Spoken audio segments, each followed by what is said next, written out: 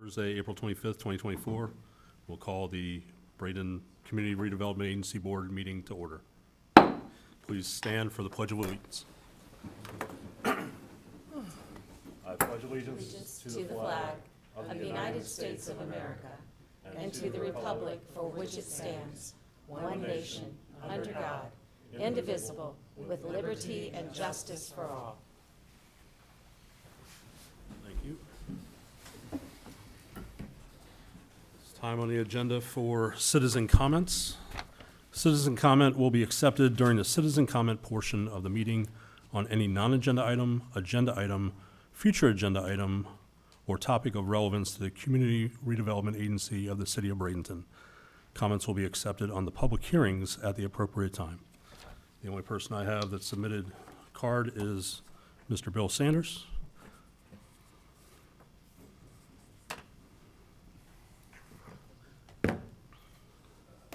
Clarification before you get my talk, Brian. You have two forms in the back. One says for non-agenda items and one that says for agenda items. Yes, sir. So I filled out both of them. You did. So is there two different? No, it's just one. That was an error on our part to not have just the one back there. So you have 3 minutes from the time you're ready to go. All right, thank you. I'm still back here on square one about the $840,000 or approximately thereof that I submitted to you guys a month ago or more. And what happened to it, where's it at, and where's the canceled checks, and more importantly, where's the contract? Now, I began to develop a real distrust because when I was in your office, you two guys told me there was a contract. That's not true. It's Let's very- let Mr., this is not a debate period. Yeah, it's not a debate item. If not, I'm going to add some more time. I'll be glad to debate it with you because you did. I've got an email that I can forward it to everybody that you admit that. You said, here's the contract. It's not a contract. That was not a contract. You knew it wasn't a contract when you told me that. So now I have a problem with, like I said, a trust issue. You know what? That's not funny. You think this is funny. That's the problem. You have budget items in there that gives you a $20,000 raise. How long have you been here? 6 months? You got a raise too. The other two employees did not. Now, I don't know, maybe you changed it. But like I said, I can't trust your word. I can't trust your emails. But I know two people that got substantial raises, one $20,000, one $10,000. Then when I asked the boss up here, he said, no, it didn't happen. I said, well, these documents came from the agenda. They come from the website. So these documents that I printed right here are wrong? So why all of a sudden is another $130,000 to add to this $840,000 of missing money or lack of contract to perform when a previous attorney says, stop it, don't do anymore? Why have you got $130,000 in your budget for it? And $12,000 to find that contract. I told you before, if the contract's available, I'll do it for free. It's not available because there was no contract and because those funds should not have been expended to the tune of $840,000. And now the new board has added $135,000 to it, right? Yeah? Oh, what's all numbers don't lie, do they? There's no saying in accounting that figures don't lie, but liars figure. And I think I've just showed you an example of that.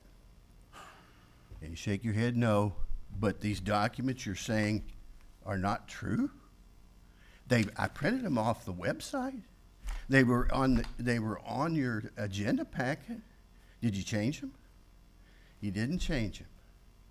So how come you guys didn't discover this? You're the board. You don't discover these items that I've highlighted here? Really? So it's time, I've asked you really nice to tell the public about this. Now it's Karen, time I for me think to your submit timer this ran to, out. Your timer either didn't start. It's 3 minutes and 33 seconds, which is more than enough time when you had your little back and forth. it's time to Your time report is this over. to the inspector. Your time is over. I'll answer some of what you had to say, but after you have a seat. Well, answer it, but don't excuse it away. I said some of what you had to say. Some of what? Again, this is not a debate. Your time is up. You- Have a seat. I wasn't trying to debate it, your CRA director was. Because it was a comment that Mr. Sanders attributed to me, he asked if Dr. Burton received a $20,000 raise from his time of hire. He asked that in an email before the last city council, not yesterday's city council meeting, but the one 2 weeks ago. I responded personally to him, no, he didn't. Mr. Sanders took that to mean apparently that yes, he did, because he's looking at some type of document that shows a budget adjustment that is, he's claiming is showing a $20,000+ raise to Dr. Burton. Dr. Burton, as was debated in this forum, was hired at the rate of $135,000. In October, along with other city employees, he received a 5% raise. I'm sorry, he received a 4% raise. That 4% raise was $5,400, making his total salary now, hope everybody knows this, $140,000, $140,400. So that is not a $20,000 raise, that's a 4%, $5,400 raise from his time of hire. I'm not going to get into the specifics of Mr. Mignon's raise, but it was a decent raise. I think you can nod your head. Decent raise. That he also got the raise that other city employees got at that October 1st deadline. Anything else that Mr. Sanders addressed that you'd like to talk about, Dr. Burden, feel free.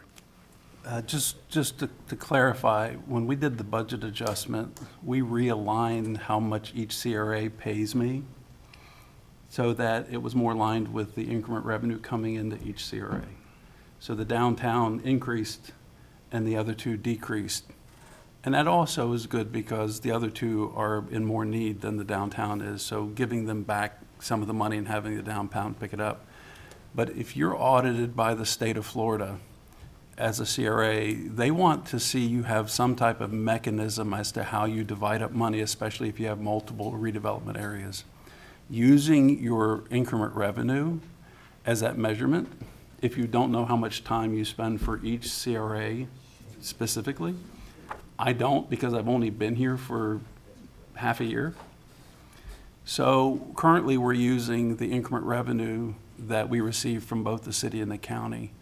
What he saw was an increase in the downtown, but what he didn't do was look at the other two CRAs to see the decrease that offset that. So it's not that numbers don't lie. It's, if you read them wrong, that's your problem. And obviously, he saw part of it, didn't ask, just came out with some. Mr. Sanders, do not use that type of language in this room. Do not use the type of language you just used in this room. You do it again, and you do make any more comments while the gentleman's speaking, you're out. Sir, enough. So simply, it was an adjustment. Two CRAs were reduced, one was increased. When I was asked, it was interesting because, yes, the downtown pays more of my salary now, but the other two CRAs pay less of it, giving them more money for redevelopment. So that's what happened with the salaries. And for the record, Mr. Mignon, because of what he's done before I got here and what he's done since I've got here, I gave him a raise, and I went to the board and talked to you about this. He's well-deserving of it. He has showed his fortitude. He also received his certification with the FRA, which was also part of it. So he should be applauded for his work and his effort, and I do. And that is in the form of a raise. Thank you, sir. Yes. One more citizen comment from Juanita Adams, although I don't think Ms. Adams, oh, she is here, okay, great.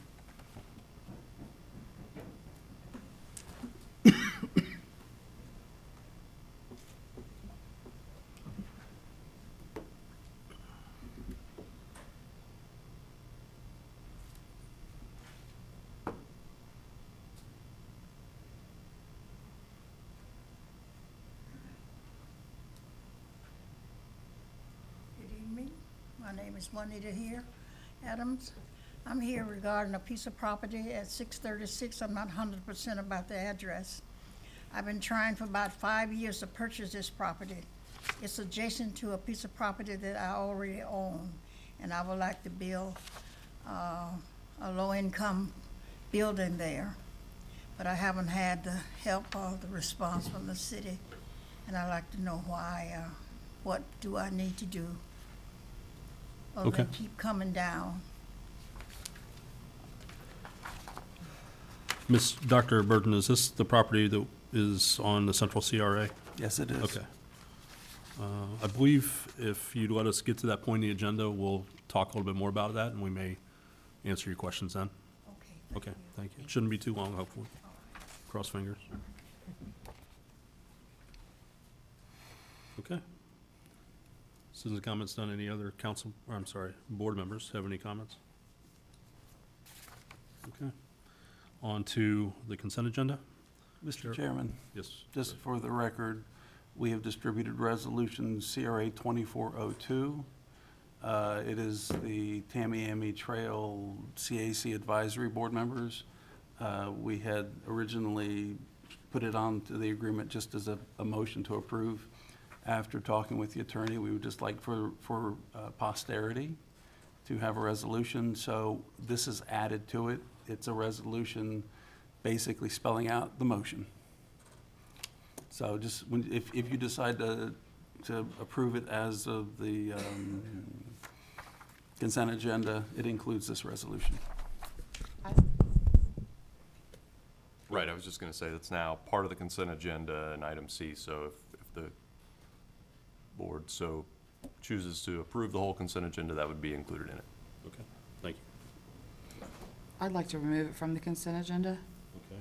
Just- To make a motion to, I'll make a motion to approve the consent agenda, A and B, and remove C. okay. There's a motion on the table. Second. Any discussion on that? Okay. All in favor, say aye.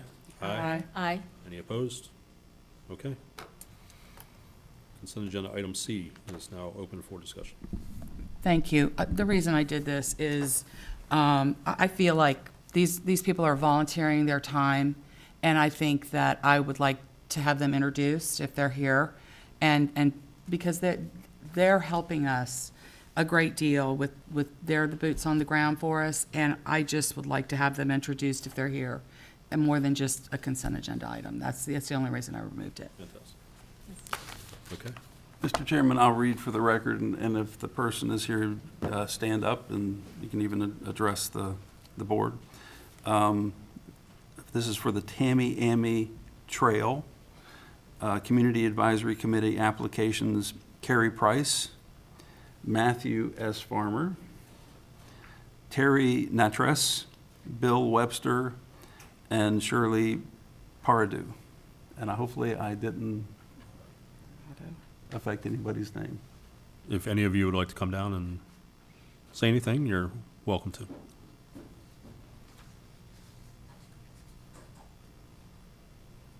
Good afternoon. I've been here a number of different times. My name is Matthew S. Farmer. I live in the Village of the Arts, and I'm looking forward to not only representing that market area, but the whole of the Tamiami Trail market area. Thank you. Thank you, Mr. Farmer.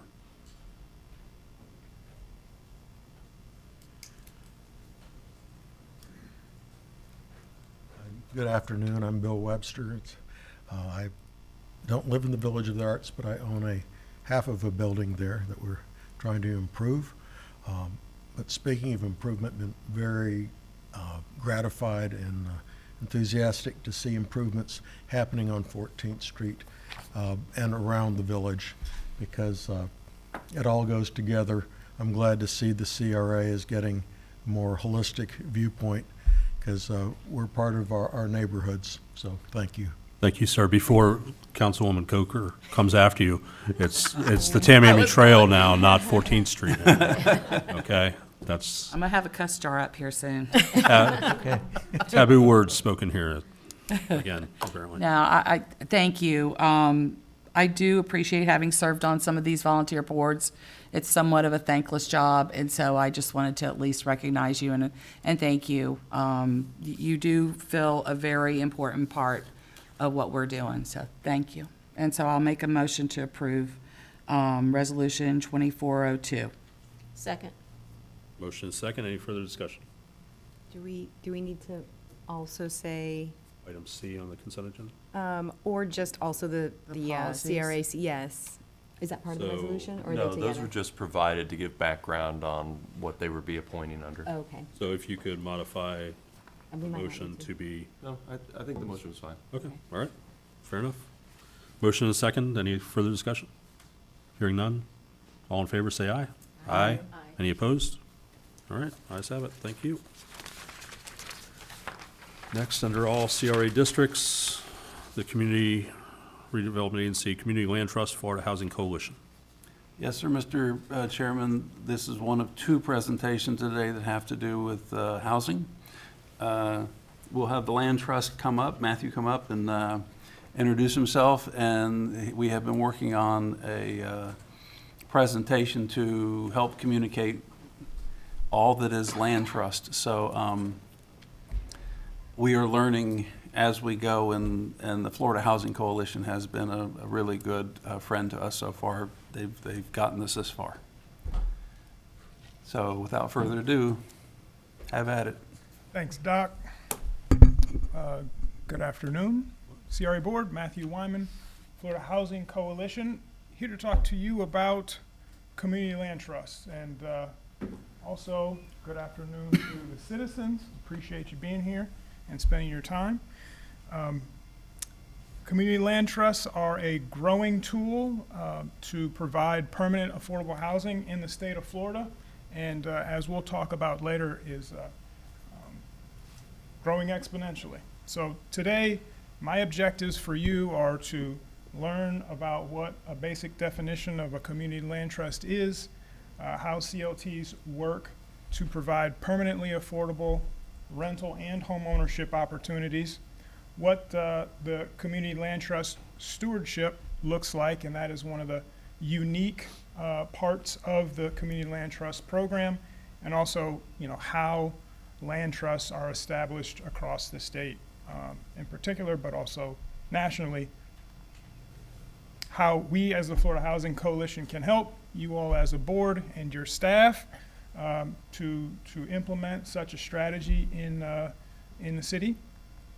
And then just some recommendations that you may want to consider as you move forward with the rest of your agenda and your work for this year and beyond.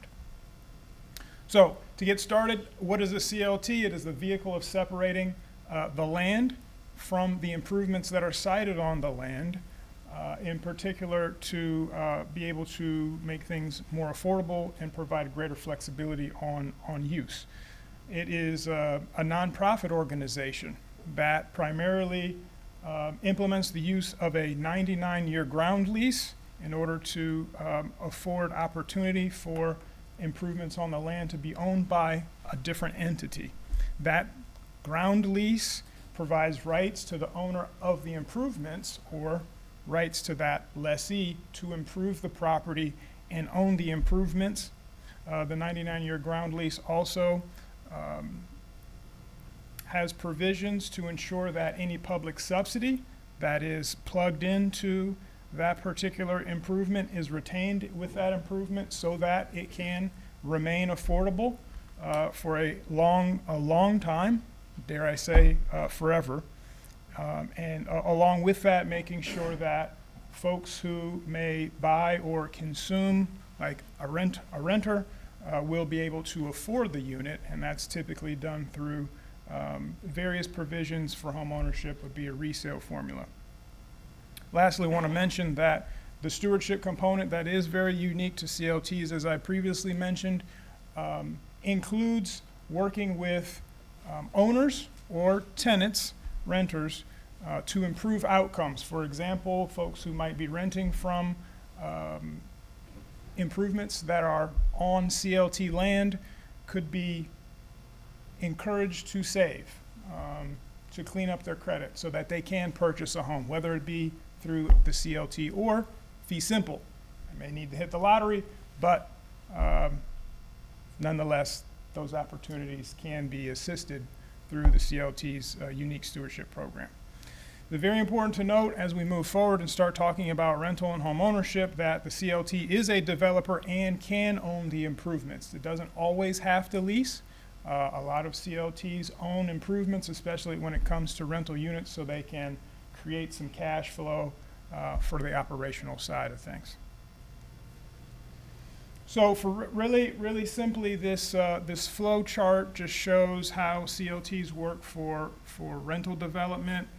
Typically, local government, other organizations provide land and resources in forms of subsidy to the CLT. The CLT holds title to the land and either develops the land in a co-development or joint venture, or leases the right to the land so that someone else can develop it, and then they would own the improvements, and of course the renters would live there in the start of the leasing up period, just as you would typically see in any other kind of rental setup. And so what I just said is in written form here, the ground lease. What you often see in rental development is a land use restriction agreement being used to ensure that key provisions on affordability especially are maintained, but instead the ground lease is used. Land use restriction agreements can have a varying length of term, sometimes 15, 30, 50 years, more often than not 99 years. What we all as folks in affordable housing need to be thinking about is how can we ensure that there's going to be housing that's affordable for folks who live in your community in the future, not just today. And that's where the community land trust really is set apart from many other affordable housing tools. With those affordability provisions comes the need for compliance monitoring, so making sure that the folks who might own the improvements and are offering rental units to people, that folks who are supposed to be in those units are in those units, folks who may have a certain income, meet certain requirements, so on and so forth. So what that means is the CLT, as part of its stewardship program, can help provide that oversight, where a lot of auditing firms, in the case of multi-revenue mortgage bonds and those types of things, they already have folks to do that. But in some of these smaller deals or deals where those are not used, someone has to ensure that those provisions are being met, and the CLT can do that. I won't belabor the final point, but the CLT is a developer in one shape or another. So moving into home ownership, this is probably one of the most favorite graphics of everyone who receives the presentation, because it gives a great illustration of what CLT home ownership truly is. If you compare CLT home ownership to fee simple home ownership, then you will find lots of flaws. That is not what we're trying to do with CLT home ownership. CLT home ownership ought to be thought of more closely as an alternative to renting, to provide people who can't afford fee simple home ownership, even if it's with a large amount of subsidy in the form of down payment assistance, for example, to provide them an opportunity to buy a home, to stop dropping all of their money into rent and building some equity, to build a bridge or to climb a ladder to get to fee simple home ownership.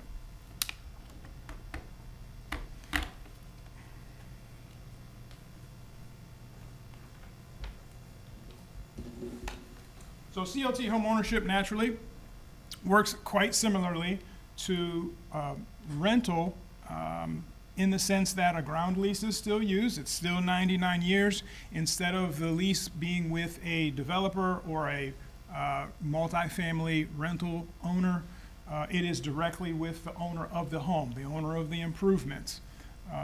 That is charged with a nominal fee, oftentimes $30, $40 to $100, depending upon what market that you're in and what the value of that land looks like, and that's a span from across the state of Florida. The CLT develops the land, provides that home ownership opportunity. A family purchases the home, leases the land, and the provisions of the ground lease ensure that it is going to be affordable into the future through the resale formula, through subsidy retention, and some other key provisions. The key with the CLT program, as I previously mentioned, it is about the subsequent homeowner, not just focused on the one who's buying the house now, but is the next homeowner and the one after that going to also be able to afford the home? And the answer is yes. So the unique portion of a CLT is the stewardship component. There's lots of affordable housing programs that are out there. More often than not, it is, hey, we really helped you get into this home, and that is awesome. Helping to create homeowners is a great feat. But when the homeowner is no longer a home buyer, and they don't know what to do when there's those maintenance things or, repairs, capital improvements, insurance, all the things that make home ownership far more difficult than what it looks like when you don't own a home. Those things that you take for granted that the landlord or that rental management company does, the community land trust can come and provide assistance and guidance on lots of different things that I'll talk about on the next slide. But I wanted to really emphasize the importance of the stewardship part of the CLT, because to be honest, there's lots of ground lease programs that can work. But the monitoring, the stewardship, having people behind all of the pieces of paper that go along with all those things that I just mentioned is really critically important, and it really just fuels the success of the program. So at the start, community engagement, doing things like this. There's lots of executive directors across the state that are advocates for the land trust model and provide marketing and outreach and education to the public to make sure that people know what a community land trust is, and probably just as important, what it is not. Homebuyer education is before and after, as I mentioned, before and after purchase. And it is also ongoing, not just immediately after, but monthly and quarterly, and there's always an open door. That is the concept of stewardship in the community land trust model. I mentioned home maintenance. I talked about financial planning earlier to help people begin to save for that next step, whatever that next step might be, whether it be purchasing a CLT home or fee simple. The resale provisions that help to ensure that the home is affordable. Of course, there has to be an organization that implements those resale formulas to make sure that the home stays affordable when the home is sold. So it's essentially setting the price when when that current homeowner wants to sell it. Something very important to note that I think most folks might not be aware of is the CLT as a contingency. There's another way that CLT improves outcomes. There's a couple of handfuls of financial institutions that operate in Florida that provide these types of loans for purchase. Most of them provide those loans on portfolio. Fannie Mae, which we have worked with in the past, is curious as to why these loans aren't being sold to them in the secondary mortgage market. And the answer that a lot of the lenders that participate in this market said is because, well, the default is so low. You would probably assume that that's not the case because of the folks that you might think are buying these homes, but the uniqueness of the CLT stewardship in coming behind or coming alongside, more accurately, to make sure that if someone is in financial distress, that they can have help, even if it's with assistance and guidance, help or backing to ensure that that home is not lost into foreclosure, because of course the CLT is mission oriented to make sure that the stock of permanently affordable housing at least stays at that level or actually grows. So losing a unit to foreclosure would not be good. This is why default rates, even after the boom and during the Great Recession, the default rates were still lower than your fee simple transaction. So stewardship, very important. So the community land trust model is what we like to think is a best practice to produce permanently affordable housing by fostering big subsidy, minimizing displacement associated with gentrification or community development, assuring occupants have a safety net, as I mentioned with the stewardship, be a trusted partner in developing permanently attainable housing, and offering an opportunity to leverage publicly owned land, and we've already talked about that here today, into opportunities for affordable units, and simply put as a keystone strategy to produce permanently affordable housing. So you might think that might be the end of the presentation, but it's not. We're going to go into how the Florida Housing Coalition helps in CLT consulting work. So as I mentioned before about Fannie Mae, the best practices that we established through them, and primarily Freddie Mac, because our certification program for CLTs, I'll talk about on the next slide, was put together in partnership with Freddie Mac. But we use those best practices that we developed as part of that, creating that certification program to help local governments and nonprofit organizations establish themselves as a CLT, or to identify an organization that can serve as CLT, from creating governance documents like articles and bylaws, identifying local entities that could be a community land trust. They just need to add some bells and whistles and some operational things to what they already do, creating the ground lease, all the way down to producing units, producing procedures to produce units. So we bookend in that way on the CLT establishment piece. So our certification program, as I mentioned, to promote best practices, to standardize documents like the governing documents, the ground leases as, of course, the key mechanism for land trust operation, but also to provide the CLT itself credibility in the market, particularly with financial institutions, that they can rely on our certification, that things are up to snuff. And because of that standardization of documentation, the loans can be sold on the secondary market if the bank chooses to, but also to ensure that the CLT is looked at as a trusted partner in the local community with the local government and the subsidy that they have to offer, serving as a CHODO, a community housing development organization associated with federal home funding in publicly owned land, and managing that. CLTs certainly can serve as a land bank of sorts, managing housing that's produced by density bonuses, down payment assistance programs. There's lots of other things. So just talking about some successes, and we're going to touch on 3 of these entities that are mentioned on this screen. Those that are underlined represent those that are certified. Those are italicized are the ones that we're working with at the moment to become certified.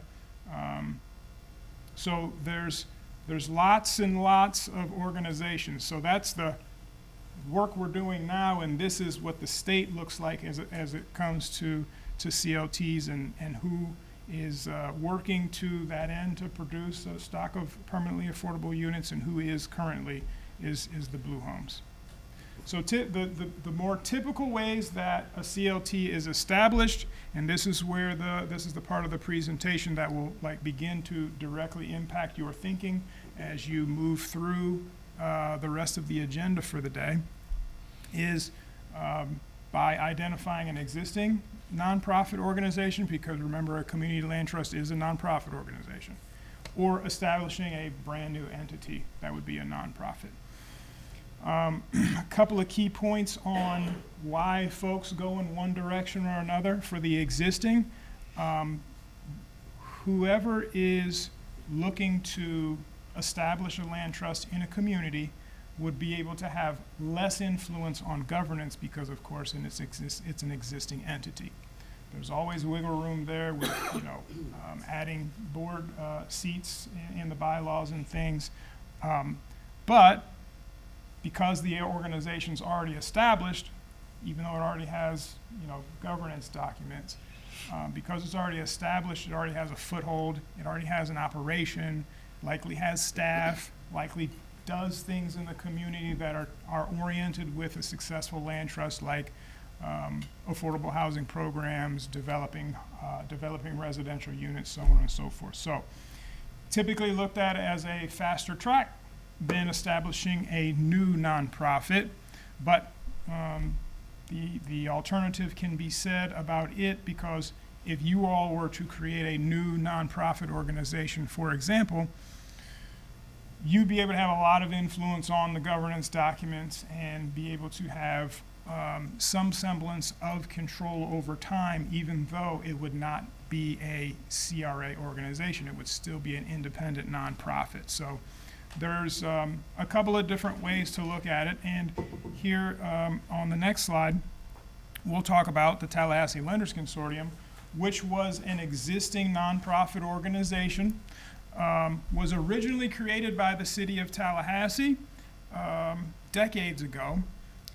But a few years back, the city and the county put out a joint procurement solicitation to seek out an organization to serve as the community CLT.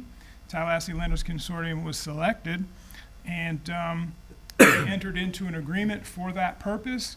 And also, as the city and county donated land, there was also a separate conveyance agreement. All of the agreements really established the expectations of how the CLT was to operate when it came to donated property. So those are the kinds of examples for as far as extending control on land that you as a CRA might decide to donate. Even though you may no longer own it, you still have some impact on what happens on that land. So what's being done on that land is the Tallahassee Lenders Consortium provides down payment assistance, provides an opportunity for a place for lenders to come together and provide financing. So it was a natural fit for a CLT, and they've coupled that with their HUD counseling, their home buyer counseling, and produce now as a developer of units, developing missing middle, which is 2Zs, 3Zs, 4Zs, so on and so forth, and single family units in tandem with those things that I mentioned. They are also a CHODO there locally. So it was a natural fit that was found through a procurement process, but that's an existing organization that was identified to serve as a community CLT.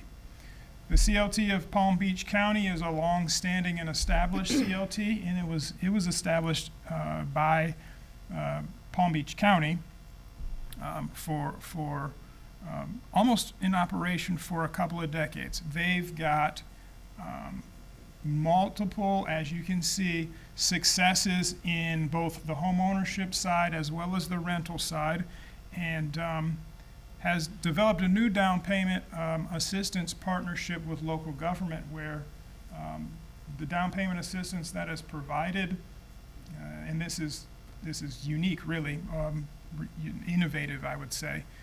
The down payment that is provided, when it's provided, the CLT is added to the closing table, and they now, because of a great deal of subsidy to cover the cost of land, become the landowner in exchange for this large amount of subsidy, where you're creating a home buyer and creating a CLT unit to ensure that that home remains affordable forever, rather than typically at resale. That money is repaid either all of it or in part, but the home is sold at market rate, so it would no longer be affordable unless the next person gets assistance. So a very innovative way to go about things. The CLT doesn't necessarily have to develop the homes. So that is very, very interesting.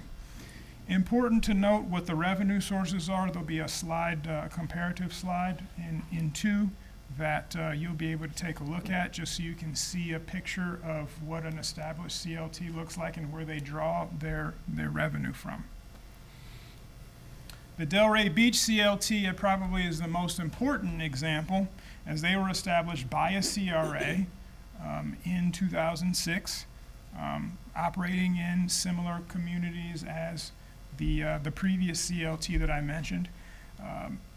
Probably looked at as just as successful, but their startup came much closer to the CRA, to the point where the CRA was staffing the CLT early in its existence.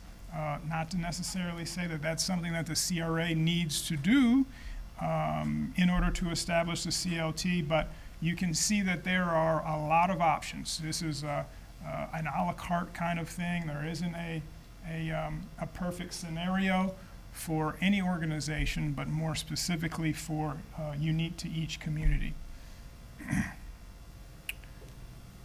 So looking at revenue sources from a couple of years ago in comparison, developer fees for the Palm Beach County and developer fees and grant funding for the Delray Beach are the primary sources. And I think you can understand why those are, that there's different primary sources, and it's just because of how the organizations got their beginnings and, of course, how things went along. I think it's important to note that in addition to all the things that we've talked about today, Delray Beach also provides rental management services.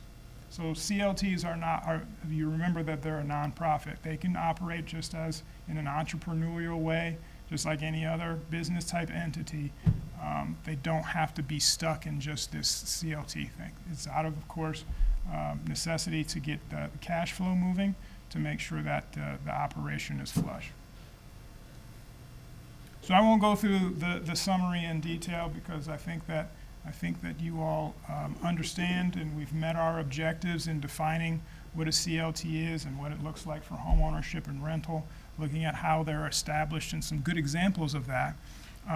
So just talking about recommendations that you may consider is really, if you wanted to take the next step, the Florida Housing Coalition is here to provide assistance and guidance on that.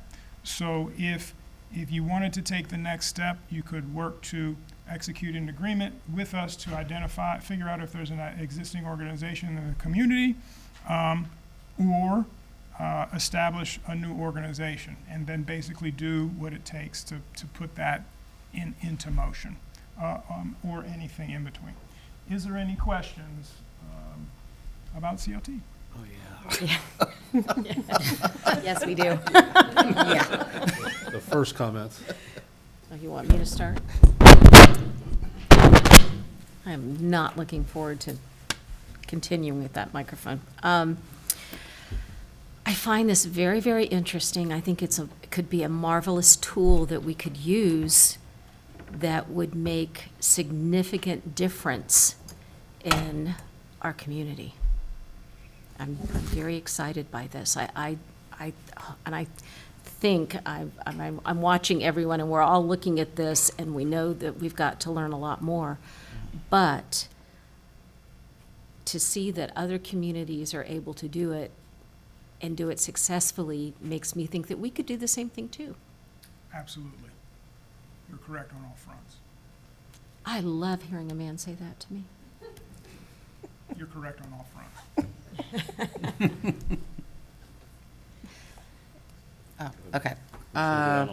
Yeah, I'm still kind of confused a little bit, but, because at one point, I mean, when you're talking about making it permanently affordable, to me, that almost disincentivizes them to do the stewardship, because that's why people put in the landscaping and do they upgrade their homes so that they can get a better price when they go to sell.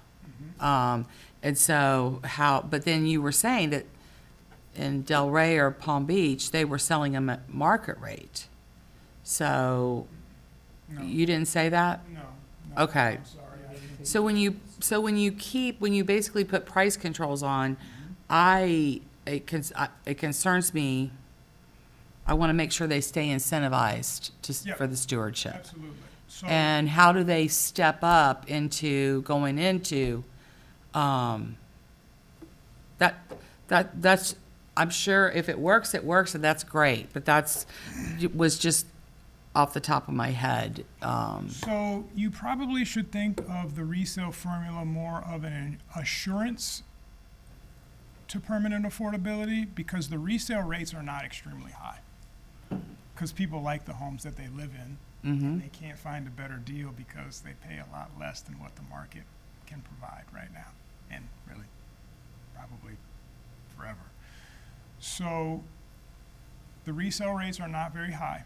When they are, the home is kept affordable through the resale formula. There's different types of resale formulas. One particularly that is appraisal-based. So even though the seller does not get all of the appreciation, they're obligated by the ground lease to share it with the community because of they're getting into the home at a price that's less than the market because they're not paying for the land, and there's some subsidy in there to make it affordable on the front end so that it can stay affordable forever. They're incentivized by still the appraisal base. So if the home appraises for more, then they get more share, simply put. So it's still, for that particular formula, still very similar to what you would probably be familiar with in fee simple. Now, as far as other formulas, there's other key provisions that incentivize them to do the things that you're talking about, not to mention the lease obligates them to. In addition to, remember, there's always people behind the paper. Hey, your grass can't be 3 feet high. You gotta cut it, So it can be things like, there's lots of different ways and mechanisms to ensure that people are being good homeowners, not just people who live in a house that they don't pay rent on. And then, can I just ask two other little questions? Are they treated the same as far as their property taxes? Does it go back, will they be in the tax rolls the same? And will they still get homestead exemption and all that? Yes to homestead exemption, no to property taxes. Section 193.1.018 obligates the property appraiser to assess the improvements based on what they can sell it for, not Okay. what the market They back the adjust land value out? is. Okay, So they'll still pay property taxes, but it won't be as if they are paying it on whatever, what the market would bring if it could sell for that highest and best. and one last question. Okay, I know 99 years will all be gone, but what happens when you start to get to that? What happens? There's an option to automatically renew if that happens, and it could happen technically because, of course, there's provisions for how heirs can end up owning the property and all there's all that stuff. So it can turn into generational wealth and all that. But yeah, there's an automatic option to renew, and that option is at the owner of the home's discretion. If it were to expire, and there's other situations where the ground lease could go away, of course, if the CLT no longer exists, there's different provisions to provide opportunity for that individual to purchase the land, another nonprofit to purchase the land, to make sure that it continues to be affordable. There's lots of different outs to make sure that, it makes sense how that home moves forward as far as affordability goes. Okay, thanks. Thank you for indulging. Good questions. Tax question was my question. Thank you for taking it. Go ahead. That was a good question. My board member is a realtor, so I think you're always in that mindset of resale. However, in areas where something like this would really benefit low-income families to afford a home, they're looking more towards generational, established wealth. So it's kind of a different mindset, as opposed to those big $1 million homes that you're selling. Oh, no. But this is great. I mean, it's not new to anyone that I am a proponent of home ownership. In the CCRA, which includes the ward that I represent, there is a lot of rentals. I dare say 80%. Some of the homes that when I was a kid, they were owned by those families, they've since lost, that generational continuity. And they're in the hands of people who really aren't too careful about who they rent to and so forth. So I'm extremely interested in what we can do with this, because it is a goal to increase home ownership in some of our CRA areas. You can get a CLT to do really anything that you want. It's mission-based.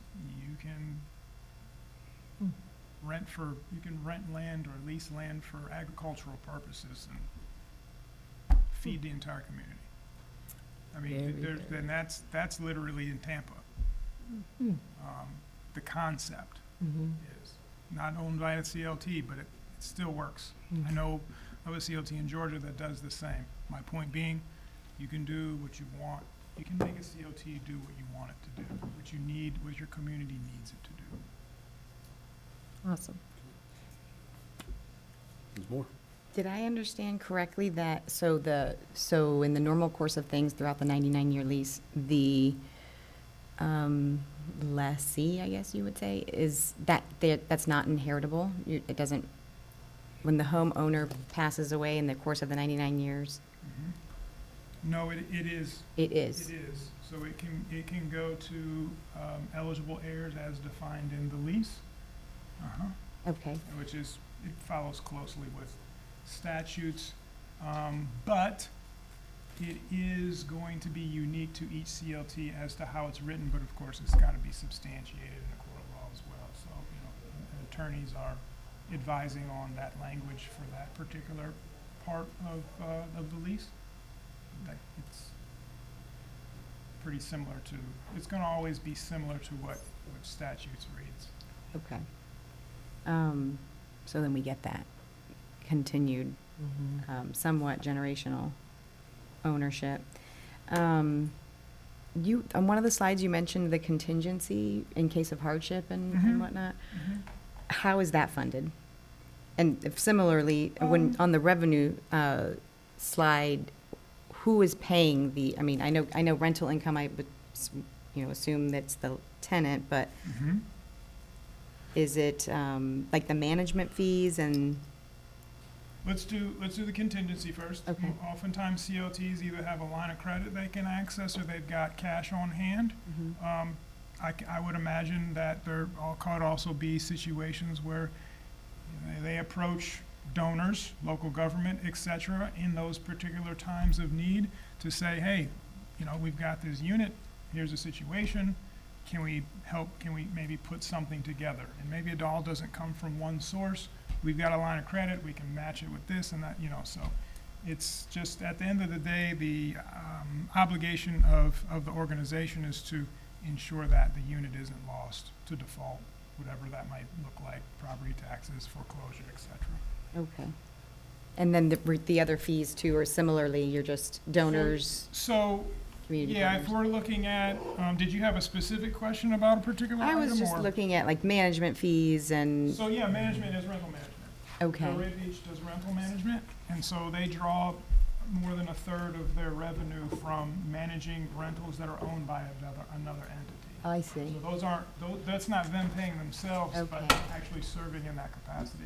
Okay. Yep. And then similarly, so if we as a CRA are implementing the plan and presumably initially funding it, do the properties that we identify have to be located within a CRA district? And I'm sure Dr. Burton knows why I am asking that question. So the beautiful thing about CLTs, as you've learned today, is one size doesn't fit all. You can even take an existing CLT that acts one way toward one area, and it can, if it's written properly, it can adjust itself and adapt to your area. A lot of things were talked about today, and to answer your question first, they're not defined by boundaries. So you could put property in a CLT outside of CRA, but that CRA is probably 99% of the time not going to pay for that piece of property. Okay? You would have to have in your plan, it would have to state that whatever you're doing outside the CRA is benefiting inside the CRA. And then that gentleman sitting right next to you would then have to sit down and really look at it and ponder it and consider it and come back with an opinion. 99.9% of the time, I'll take it up to that level. What I want you to walk away with today is we are in the right spot where we're supposed to be right now with learning about a land trust as related to what you're going to learn about next, which is the prototype house. These things are going side by side in a parallel course. In my mind, maximizing square footage of the home to make a quality home. 2, lower the purchase price, which they go against each other, don't they? Mm-hmm. But with the land trust, it helps make it, it's that unicorn you were talking about that one day.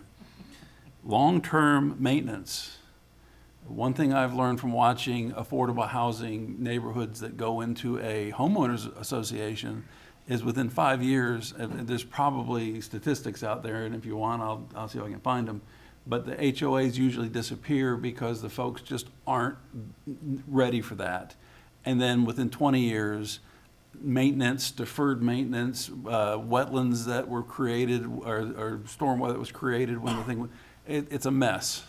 And that's one thing we want our land trust partner to think about, which, by the way, he said, well, you know, the CRA could do it. I'm telling you, the CRA is not going to do it.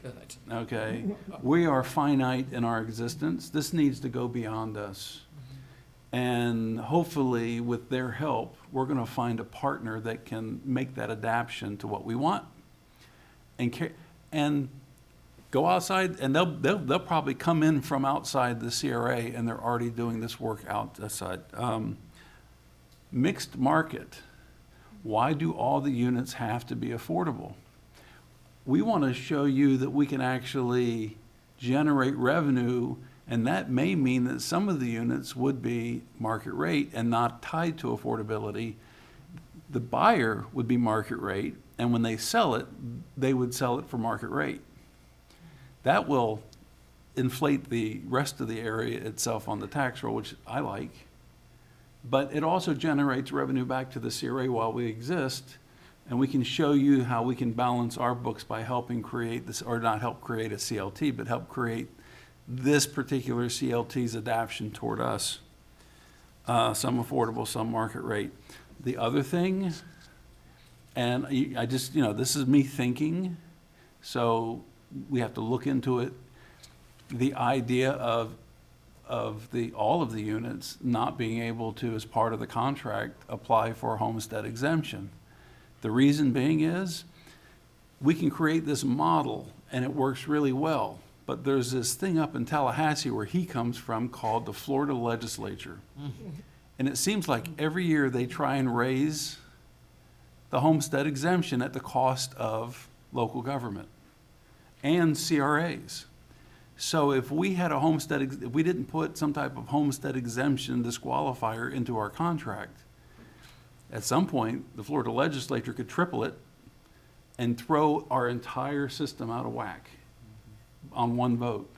I'm not saying it's wrong or it's right. I'm just saying at our level, we need to consider that because things they do up there affect us here.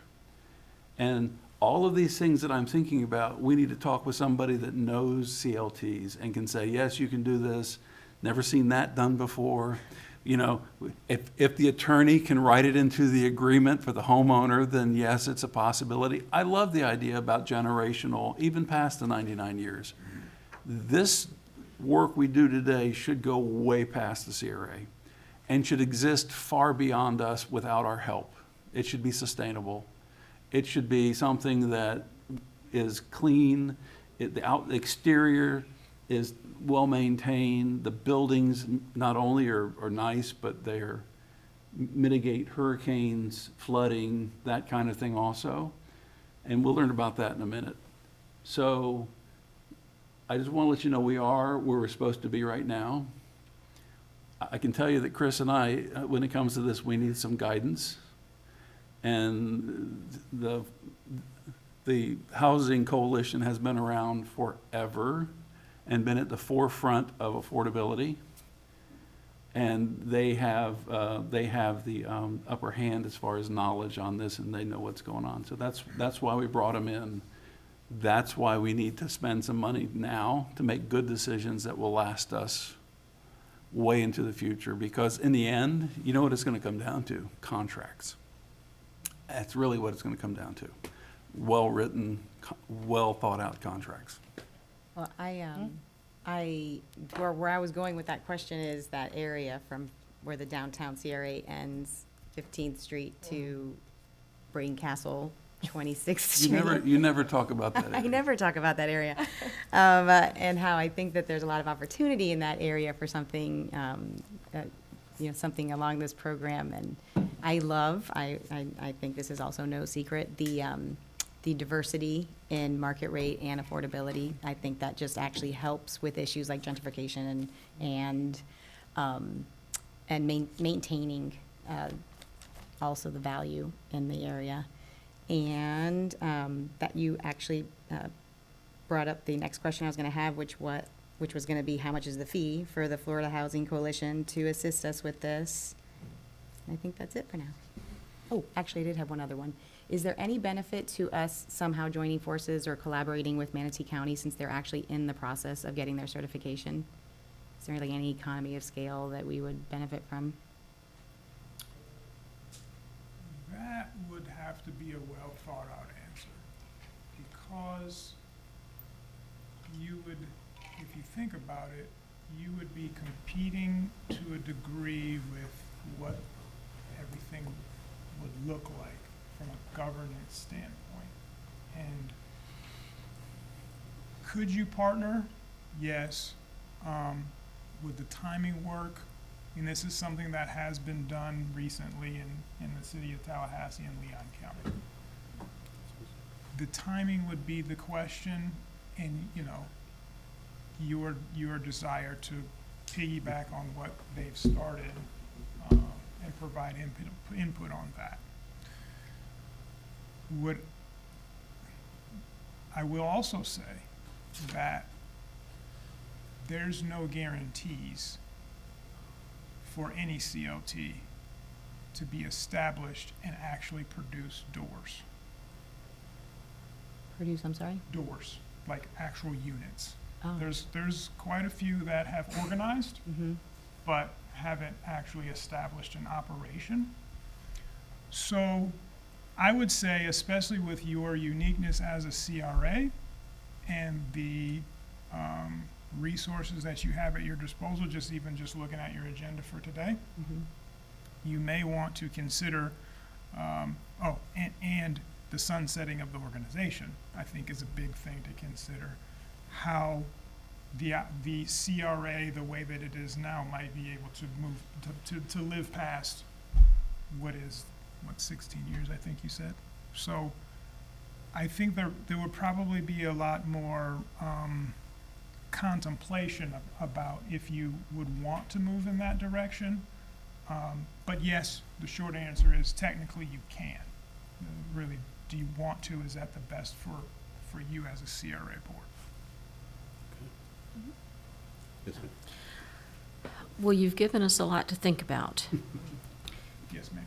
And this reminds me of a poster my husband had in his college dorm room that said, "The more I learn, the more I learn I need to learn." So I'm wondering if it's the pleasure of the board, if we would want, and I'll make a motion, that we authorize our executive director to enter into negotiations to come up with some type of agreement to work with the Florida Housing Coalition and bring it back for our approval. And that way we could get into the various costs and so forth without putting you on the spot today to give us a number right in front of God and everybody. I apologize, I failed to address that, And that's okay. but I didn't feel like there was a question mark, I thought it was a period. What I will say about cost is obviously it is going to be directly driven by what and how much work and time that we would estimate that would be put into it. So the motion that you've put forth, I think it makes sense for your staff to bring something back, and we can carve all that out and get closer to something that will answer your question. And I'm waiting on a second if anyone Oh, I'm wishes to so sorry, second it. yes. Motion is second. Any further discussion? Hearing none, all in favor, say aye. Aye. Any opposed? All right. Thank you. Thank you, Mr. Wan.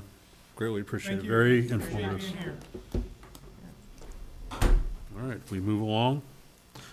Central CRA. The CRA's 2-unit conceptual for prototype home.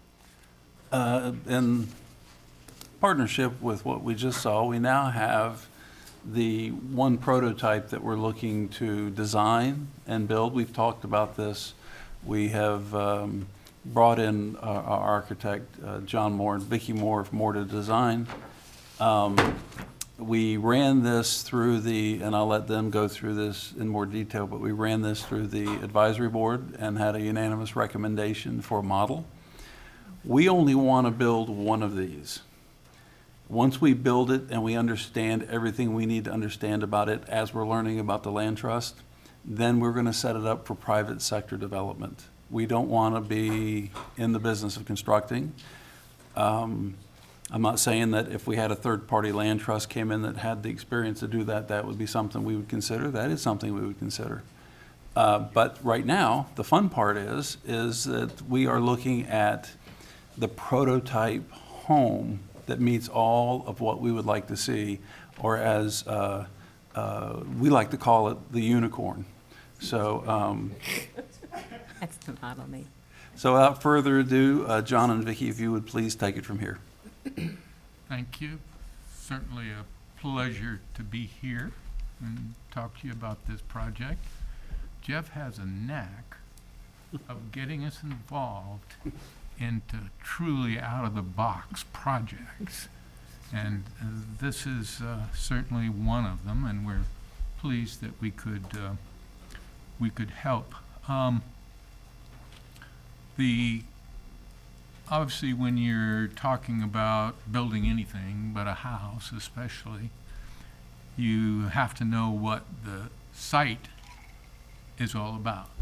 How big, whether it's flat, whether it has a river running through it, where the utilities are, where they're going to come into the site. And the more sometimes important things that I look at when talking about housing is how the sun is going to affect the house. Okay? We know it's a great generator of energy, and you put the windows in the wrong place, this is very basic obviously, you're going to get a lot of heat gain, which you probably don't want to do. So we always look at where the sun is, and if you look at the site plan, you'll see some semicircles here. There's one at the top that says SS621. That stands for summer solstice, which is June 21st. And there's another one on the other side. Of course, the one on the east is where the sun comes up. The one on the west is where the sun comes down. And you can see it makes a very high arc. So the sun is really doing something high up here. and we got a lot of sun, obviously, in Florida. And then down at the bottom, you'll see one that says WS 1221. Well, that's the winter solstice, and that's the shortest day of the year. And you can see the angle of the sun is really low. So we try to now put that in the back of our minds when we've got a house, we've got any building sitting there, how do we want to respond to that?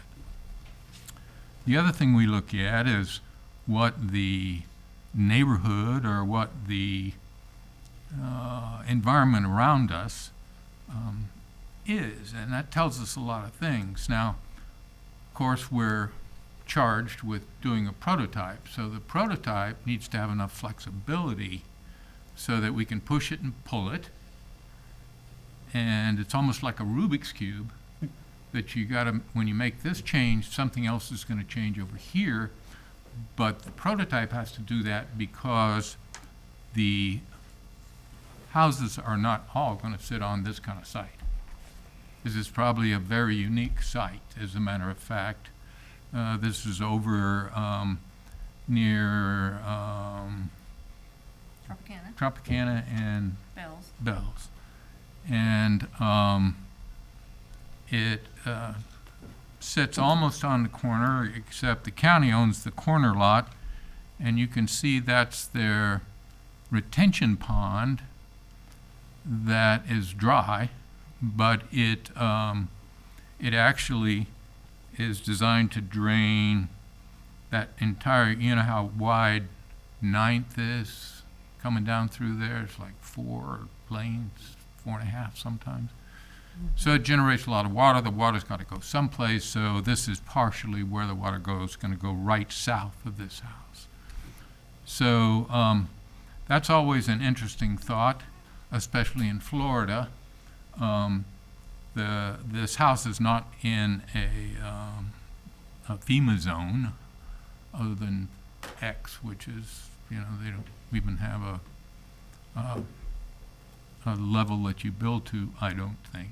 But what potentially could happen here, because we've got all this water flowing the street, if we had a microburst that happened out here, this pond wouldn't handle it, so it's going to flood. And I think when we talk about building any house, anywhere in Florida, we need to consider those things. So the first thing we thought about was, let's get this house up as high as we can. Okay? Now, we're not going to build it on stilts, obviously, but we're going to raise it up to where, at least if this does flood around here, we won't be destroying what's inside the house. So the criteria for that is, in my opinion, is that all of us age, unfortunately. We like to think we don't. And at some point in our lives, we are going to be semi-ambulatory, which means we're going to have some type of assisted device, and we'll probably be in a wheelchair for a while, even if it's just a broken leg and we recover. So how do we get ourselves from the parking lot into the building in a way that's not in your face, maybe that's the right word. I mean, how many places do you see that's got some kind of a funky added ramp to have somebody that's unfortunately disabled coming in? Well, that to me is a little bit discriminatory. So I like to try to build the options into the site. And so that's what you're going to see in this particular prototype. The site is relatively flat, this site. I don't think it drops a foot one way or the other. From the street, which is on the left, we've pulled parking in. I'm a big believer in the fact that parking is a fact of life, And certainly in my lifetime, that's not going to change. Now, maybe in the future we'll have something else. But I've been in so many neighborhoods that have virtually no parking for the houses, and people are parking all over the street. They're parking in the yards, and so let's deal with that. And so we have here, right off the street. You can see we have the little guy in the wheelchair in that one car. And so how does he or she or me get into the house? And there is an actual ramp that goes around on the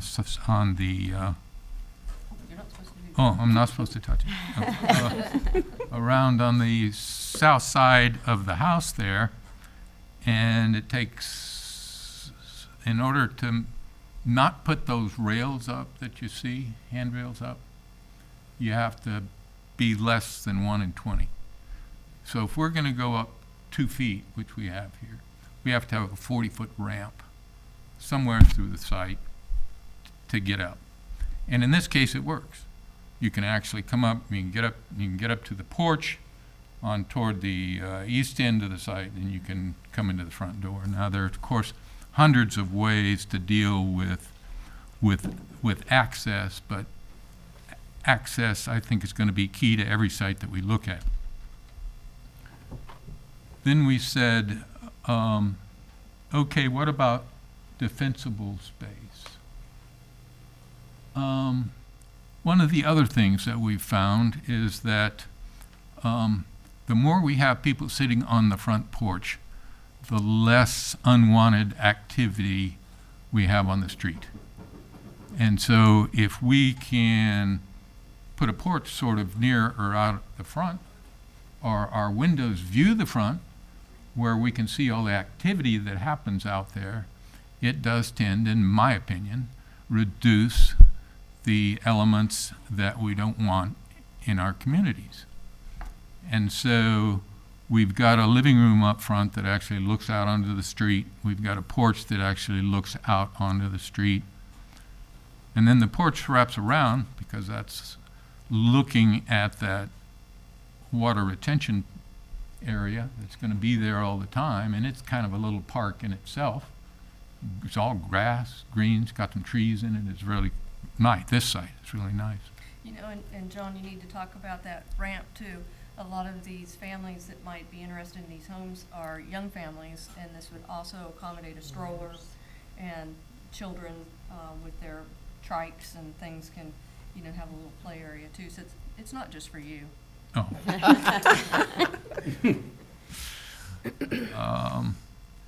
Now, as we did, I think we've done maybe 4 or half dozen different plans here, which I think all have their advantages, and we sat down a couple of times with Jeff and Chris and said, you know, here's what we're thinking, here's what we can do here, here's what we can do here. What do you think about this and what do you think about that? And Chris came up and said, well, on this site, couldn't we put another unit on it? And so the light bulb went off, and we're starting to think, how great would that be? You know, if I own both of them, then I got a little extra income coming in. And so it makes the process, I think, even work better. But even if you didn't, if you had, you could have separate owners on this. So to some degree, Jeff says this. Now, I haven't proved it out yet, but he says the sort of zoning that has to do with lot size is going to go away in terms of the land trust, because it's almost like it's all one lot.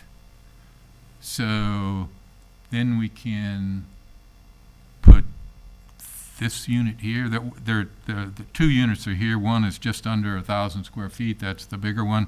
The other little one over on the right is 400 square feet. So we can mix and match different units as we get into developing more than just one lot. But for our charge, was this a prototype? We want to put it on this lot. We want to see if we can build it and let people see what it's all about. Now, we purposely have, let's go to the elevations quickly. We purposely have not put any frou-frou on these elevations. We haven't dressed them up. You know, we haven't tried to make them pretty. I want you to consider that they're just graphic for now, but they exhibit primarily one thing, and that is simplicity. And for instance, if you'll note these roofs, they're two slopes, and they're all 4 and 12, which is a little steeper than the 3 and 12 roof. And we might even look at making them 5 and 12 because of the section that you can see down here. And on the roofs, we purposely kept them as simple as possible. They're two slabs, one going this way, one going this way. What we know about roofs is every time there's a break, there's a leak. So if we can keep everything simple, then we're going to be, I think, miles ahead. You can see how this is raised up, and that little section is raised up 2 feet. If we do a ridge beam and carry it to the structure, we'll go back to a structure and I'll show you how that works in a minute. Then we can get, well, do you remember what that number is? High ridge. We've got, we purposely made the inside of the space taller than it normally would be. So we've got eave height inside the building of 10 feet instead of 8 feet. Okay, so, well, that makes those spaces almost like what you'd call a great room in today's market house. But it also makes the space seem bigger. And the other thing it does, if you look at the section here, on the left-hand side, that's the restroom. Okay, well, we don't need that kind of height in the restroom, so if we make that 8 feet, the restroom, we put a floor up there, then we can put our mechanical up there, and depending on how big it is, it can be extra storage. Jeff wants us to look at a loft unit if we get this further down the road. So there's lots of opportunities we can go when we're doing the pitch with a ridge beam instead of trusses.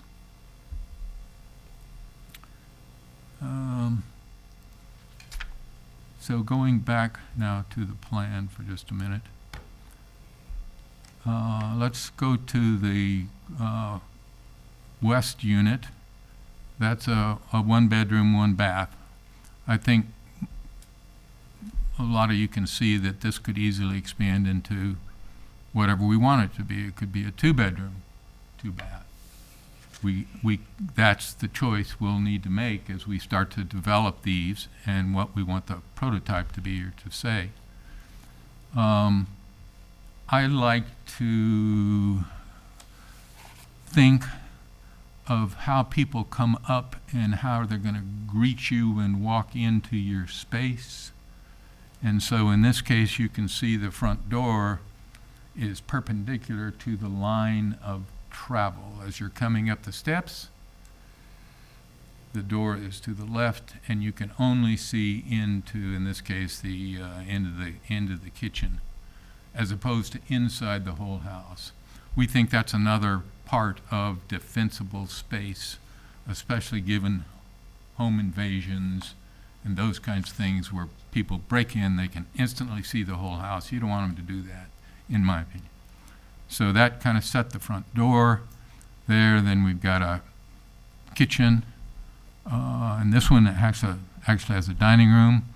The bathroom, if you look closely, you can see a dotted line that looks like a tub. I'm more and more a proponent of roll-in showers instead of tubs. Most of you know my business before I came here was hotels, and the trend has always been more and more roll-in showers and less tubs. But what you have to consider, if you've got a young family, then they need the tub. So rather than add another 10 square feet to the restroom, we've made the roll-in shower large enough so that if you wanted to come back and put in a tub, you could do that.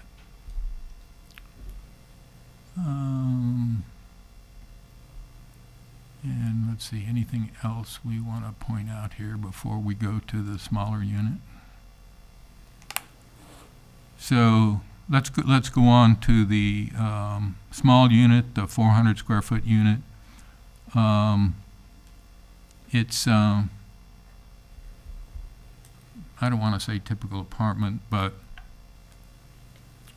the whole idea was obviously to make a unit as small as we can. And the square footages, by the way, are to the outside of these concrete block walls, not to the inside, which is Florida Building Code, but to the outside, because that's what we're going to have to build.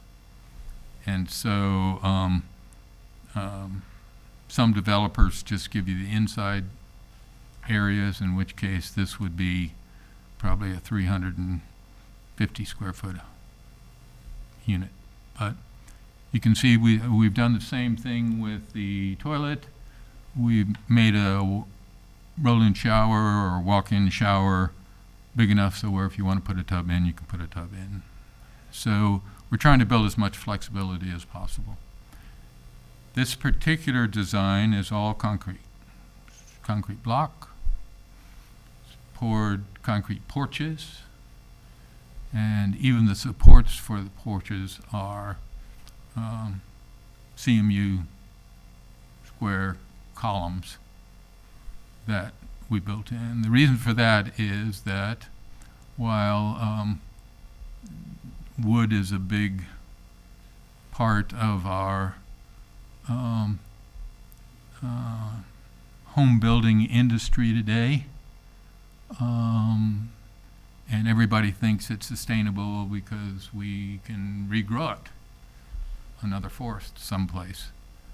My opinion is I'm not going to be here long enough to regrow that forest. And what I know is that in Florida, you build a porch, for instance, outside, in 5 years, you're replacing a lot of the wood. I also know that if you do the inside of the house and you've got wood frame structure, you're going to get to tint the house every 5, 6, if you're lucky, maybe 10 years. And I don't know whether you saw the article the other day, but City of LA has tinting so many houses that the poison that they put in is actually accumulating up in the LA basin. So that's one of the things that we want to think about. So anyway, I've tried to eliminate all the wood I can out of houses. And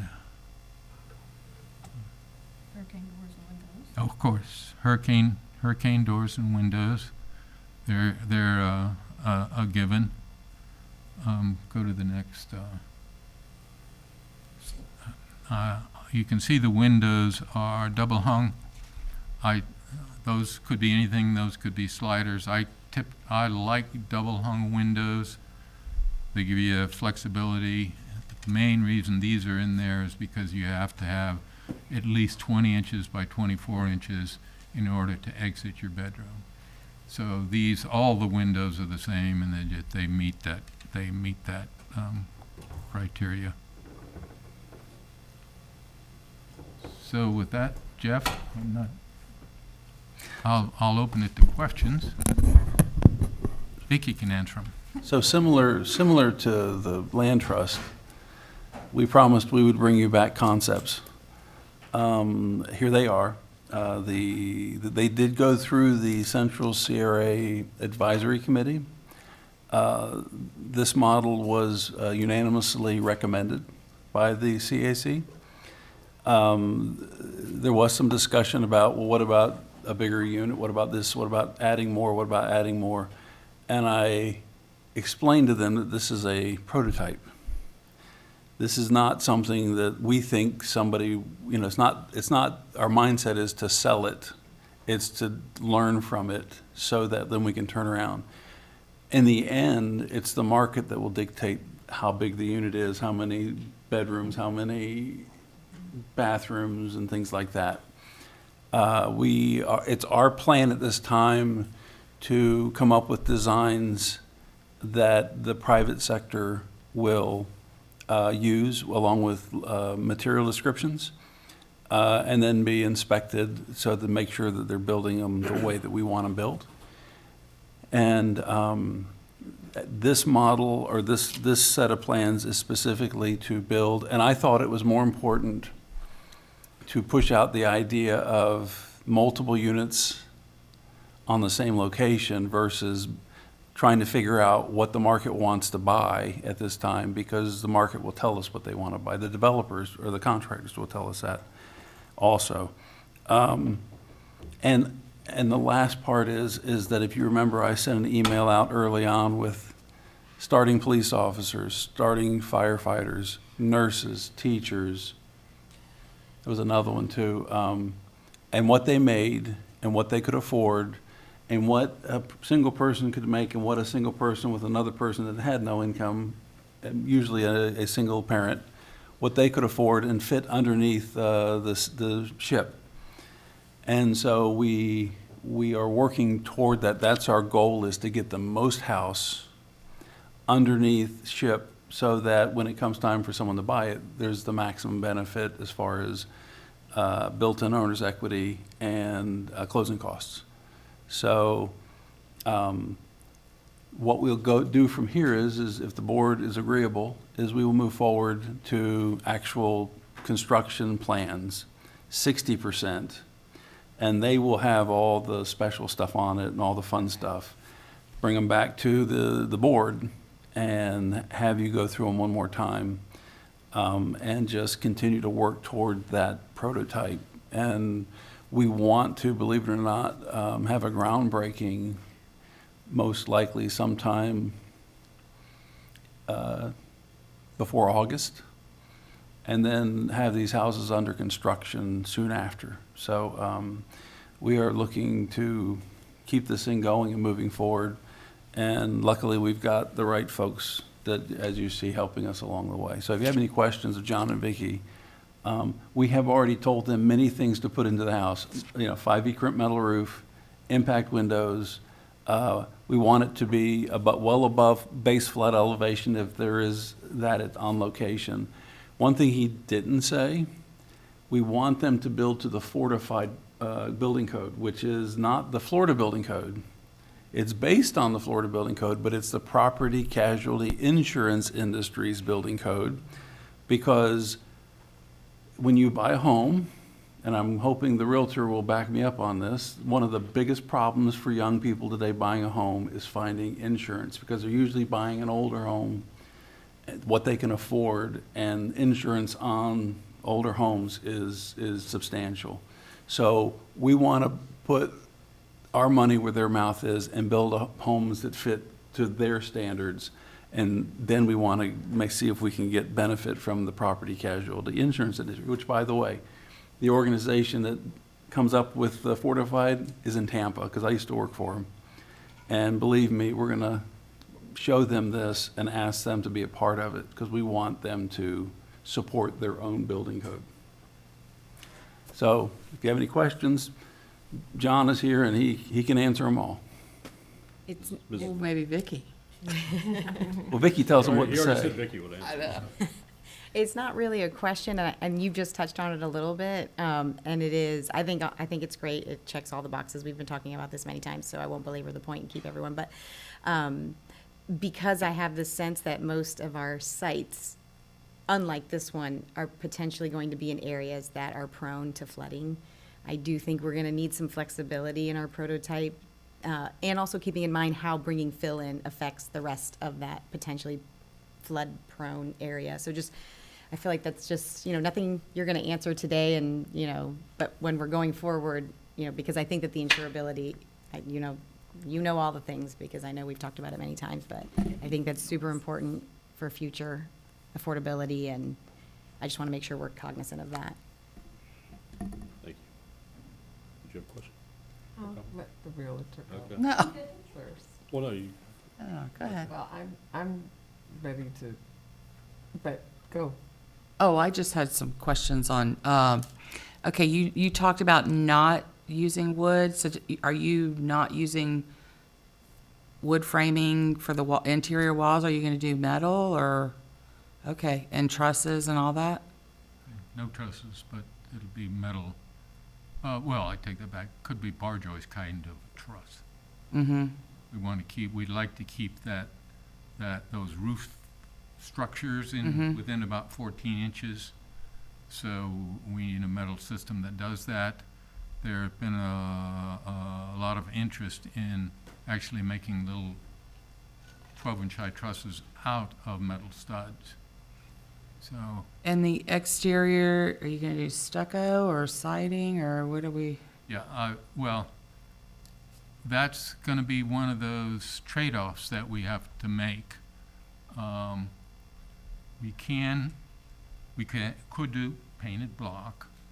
I particularly would rather not do that, because even though we have some great coatings, they tend to wear, and it's probably gonna leak. So I'd like to at least do a stucco, because that gives us another layer of water protection for infiltration. But in some of these, I would hope that maybe we could even afford some Hardy, hardboard yeah. on them. I think they'd look It'll look great better. with that. I know we're trying to be affordable, but Yeah. I think it would look better. Like Jeff said, the quality needs to be up there. So, Yeah. I'd like to see hardy pine. And as far as the roof pitch, and I have no idea where, and you probably already know this, but it sounds like you're trying to do more of a pitch on the roof. I've found that some of the roofers, because of their insurance, if the pitch is too much, they can't do it. Yeah, Or it just increases the cost. So I would say keep that. yeah. I mean, yeah, we all love the higher pitched roofs, but sometimes they can become very expensive to replace. The minimum shingled roof by code is 3 and 12. And so we've just bumped it up about a foot. And see that, I don't know all that stuff, so I just know that I've had the issues where certain roofers are not insured Yeah. to work on them because the pitch is too much, so. Yeah. And, then the other question I had was, so you're doing monolithic slab? Okay. Okay, awesome. And we're running everything but the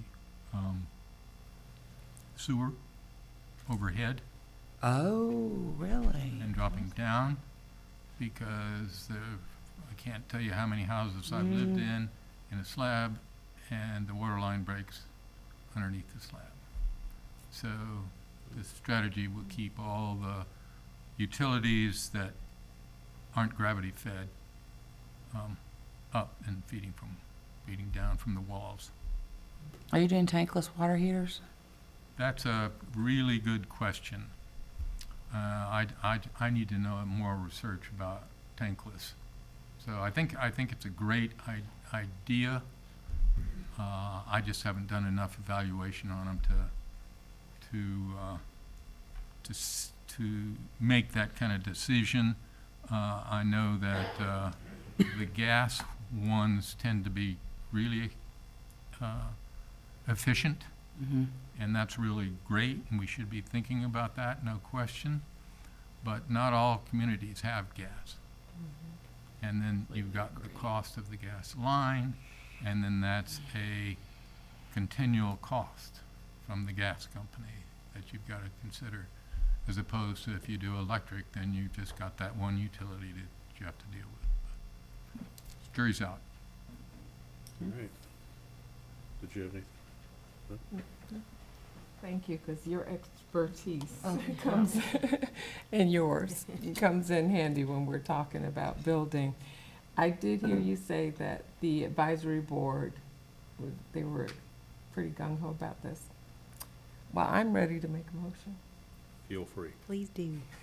Move to direct CRA staff to proceed to 60% plans with the 2-unit conceptual design as presented. Second. Motion is second. Any further discussion? Hearing none. All in favor, say aye. Aye. Thank Any you. opposed? All right, ayes have it. Thank you all very much. Thank you. Thank you. Next, item 6B, That's good. Community Redevelopment Agency disposition of CRA-owned property located at 636 10th Avenue East. Chris will come up and give you a, okay.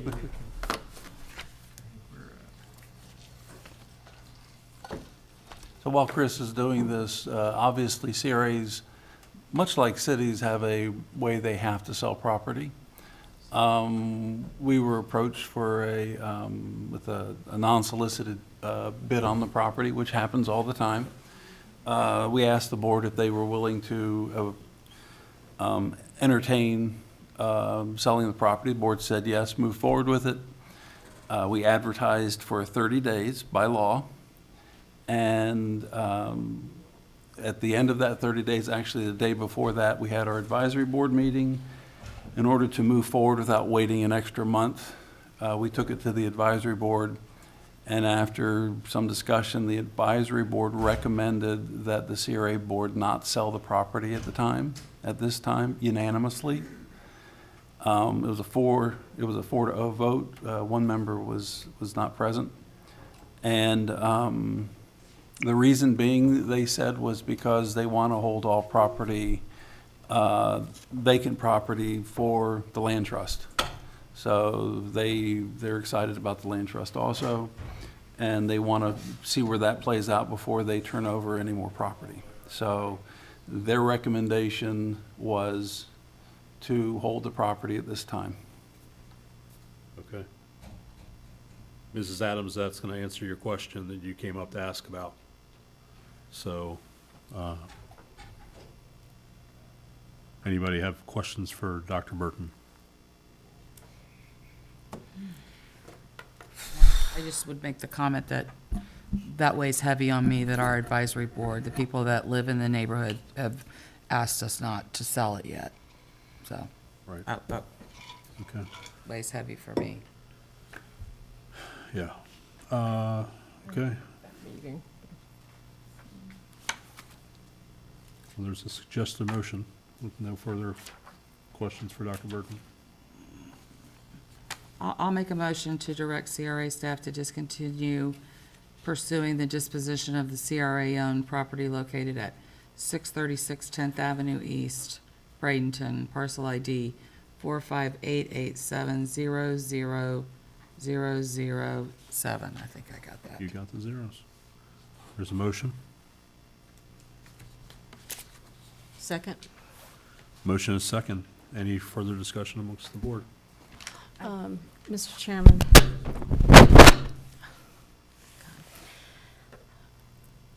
Again, we have volunteers in our community that meet to give us their opinion about what they would like to see done in the central CRA. And I agree with what Vice Chair Coker has said. It's, this land trust could make a huge difference, particularly building generational wealth. So that's why I will support the motion. Thank you. I just have a question. So, did the advisory committee, is this like a sort of a policy decision that they're asking us to make? Is it unique to this particular parcel or the size of it? They voted particularly on this parcel.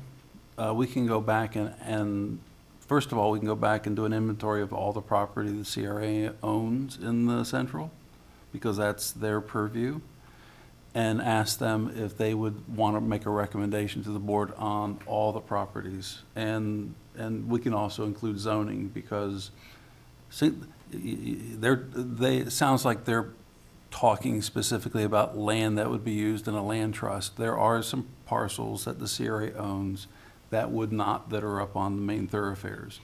So we would include zoning so that they could be more specific, because I think they're aiming at properties that would fit for single-family homes. I see. And we can do that for you. And that was the kind of guidance I was looking for, whether it was a particular, because of the size of the parcel or what it was most suitable for.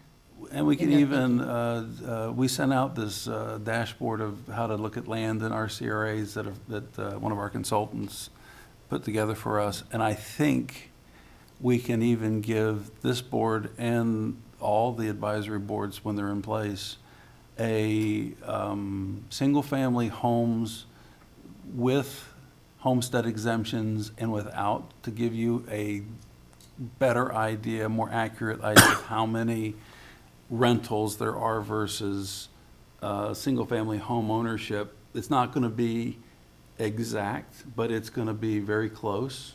So if you would like that, we can also have that brought to you, so you can, I know there was an assumption was made, I'd like to back it up with numbers. Well, I was just thinking of my particular street. Yeah, about 80%. But it would be interesting to know, wouldn't it? Yeah, that would be very helpful. Yeah, Yeah. I think that would be helpful for me also, because that's the perception I have in it. I'd like for it to be Clear, confirmed. yes. I really wouldn't want it to be confirmed as that high, but.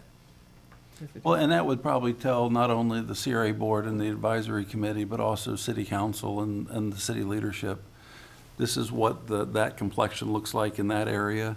And there may be policies that can be brought up and to help start to shift that. So a land trust is one of those policies, because, once the land trust is put in place and it knows to do single-family homes, especially ownership, then anytime a property comes up, the first thing we think of is land trust. So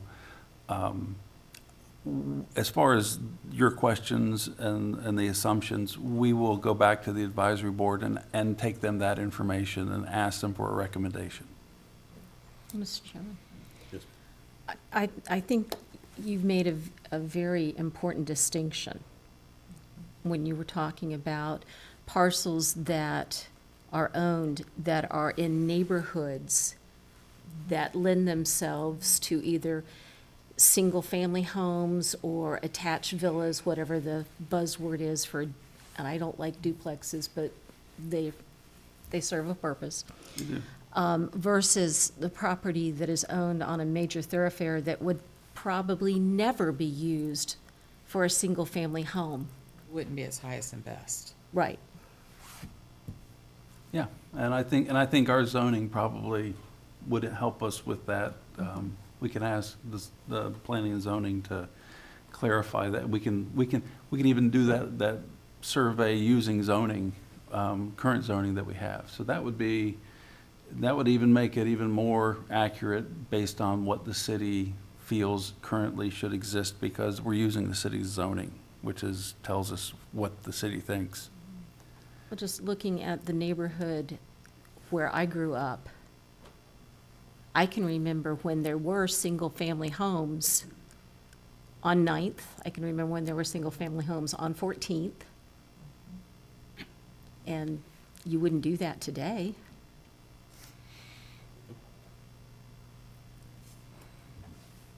Okay. So there's a motion. We have a motion and a There's second. second. Any further discussion? All right. All in favor, say aye. Aye. Any opposed? Ayes have it. All right. On to the Tamiami Trail CRA, disposition of CRA-owned properties located on 14th Street West. So this is the same but different. Went through the same process. In fact, we held this one because we knew we had the second one come in and we wanted to advertise both to save ourselves some money and some time. This is a piece of commercial property on a main thoroughfare that the CRA owns. It's the old police department substation, AKA Bogey's Restaurant. And Arrows for those of us that grew up here. It was a Cuban restaurant, yeah. and it's been demolished, so it's now a vacant lot. And we had an unsolicited proposal. We advertised according to the statute. We only had one. At this point, the board, we asked the board to give us direction on, do we then begin to negotiate with the person that would like to buy the property?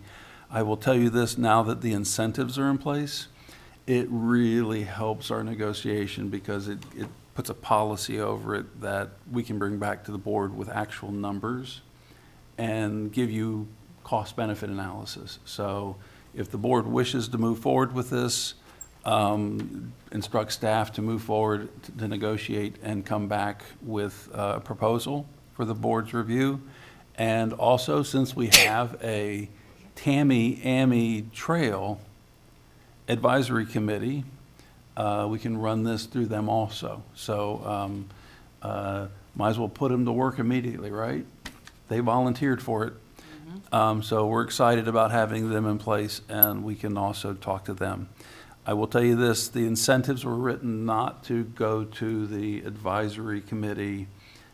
They can talk about use and things like that, but these are the large numbers, and unless this board wants us to take them, we're going to bring them straight to the board because these incentives are usually in the millions, and it's a board decision.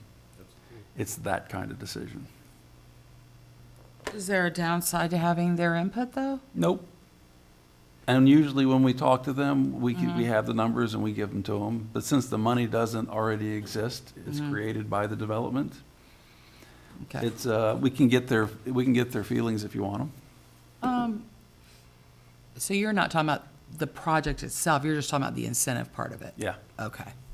Okay. Yeah. I think they would probably, if it was going to be a whatever it is you don't like, and they don't like, if we were to put it in, they would probably not be happy. So we would take that to them and have them look at the use. Well, Which in this case is most likely a multi-family rental, similar to the one across the street. I just know this has been a long time coming. I'm glad to see. This is almost like bringing everything into fruition. It's just following procedure and letting the board make the decisions. So, welcome to redevelopment. I have a quick question, if I may. How long was the Laura for the Met? Are we trying to be in line with that? What was that again? How long is the Laura for the Met? The LOI references the Met, having a similar Okay, one. so the lure for the Met is 15. I will tell you this, that we will not be doing that with them. We will be doing incentives. And the incentive value is based on how long it takes to pay back the incentive. Luckily for me, I have an attorney sitting next to you that wrote my original boilerplate contract 15 years ago. And I'm going to send it to him because we're going to have this boilerplate in place. And it will include a number of things, including most likely that the beautiful thing about these incentives, if the developer decided to go with that statutory program that they put in place, the incentives cease to exist. So it's automatic. But we will be bringing you back a contract with the developer on incentives, sale of property, and that's how we do it. And then just one more quick little thing. In the LOI, there's no reference to any other, like a mixed-use type of project. Is there any interest in investigating whether or not this particular project should add some kind of mixed-use component? I'm thinking because it is in proximity now to, we have now an area of higher density, and would it be beneficial to consider having some commercial spaces that would be convenient to having now a larger influx of residential? We can discuss that with them, yes. I think since the density in that area is increasing and there are consumers that have disposable incomes, something like a coffee shop, something, you know, that would serve the purpose of the new neighborhood would probably do well. So that's something that can be discussed. Well, there's a suggested motion. I'll make it.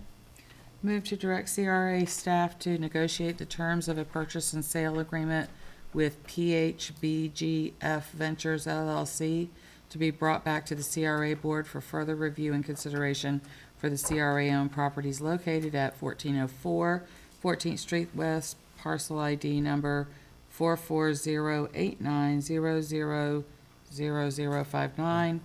One too many zeros. One too many zeros. Okay. 440. Nix one of those zeros, Chris. And then 1424-26, 14th Street West, parcel ID number 44093000052, and 1444 14th Street West, parcel ID number 44099, oh lordy, 00000. Done. There's a motion on the table. Second. Motion and a second.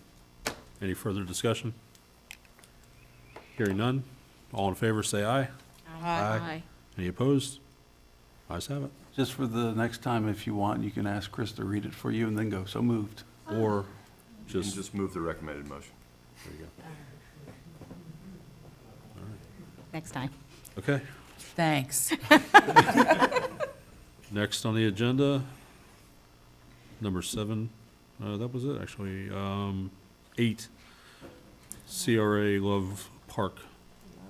So just so you know, signs went up, as you well know. We've contracted with the fence company. The city has agreed to use their equipment to remove the existing, so we want to get them in prior to the fence going up. The fence is going up at the end of next month, so the city, Chris contacted Public Works, and they feel they can get in there prior to. They're going to take out everything that is man-made, not trees. The fence company will come and put the fence in. Then we are, at the same time, we had wanted to work with a local architect. CCNA is, we would have to either use a CCNA contractor because of the cost of the project or go through the CCNA process. Because we want to get this project moving, we are working with Applied Sciences, who is one of our CCNA contractors already existing. We are also going to get into the process of creating new CCNAs that we can work with, including the architect that we spoke of. We are working with the artist to work with the architect to include public art in this. And we will be moving forward with a groundbreaking. So we're planning all of these things. We don't want to run them into the house. We want to keep them all separated, so actually we keep you guys busy and happy. But we just wanted to let you know that it is moving forward. We did have a little bit of a hiccup with the architect, but we went to Plan B, and we're talking with the CCNA architect now to get to work on it. We'll bring you back plans, conceptual plans, 30% plans. We'll just get used to saying that, because that's a good process to go through. Have you look at them, have the advisory board look at them, make a recommendation back to you so that we can then get to full construction plans. We want to be under construction right after the beginning of the fiscal year for the next year, which is October 1st. So that's where we are. It's moving. Yes, it is. Okay. Mr. Chair, just to go over a few things under, signs are going into VODA on the green property? Is that what it's called? Yeah. Park at your own risk. Big sign. Nice, big monster sign. I saw your, what? Well, again, I don't understand why if we're trying to protect the CRA and the city from someone getting injured, that we cannot put a more secure fencing up around it.